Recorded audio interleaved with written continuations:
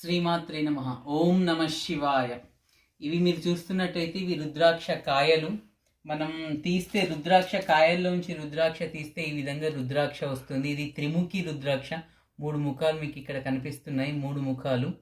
అయితే ఇది కొంచెం చూడండి, పొట్టు ఒలుస్తున్నాము.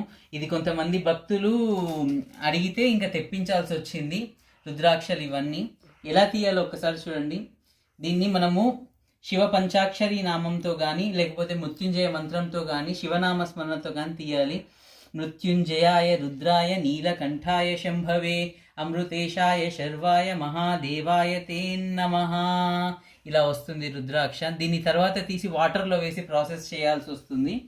అయితే ఇది మొత్తం పండినది. అదే కాయలో ఉంటే చూడండి ఈ కలర్లో వస్తుంది, వుడ్ కలర్లో. ఇలా వస్తాయి ఇవి రుద్రాక్షలు.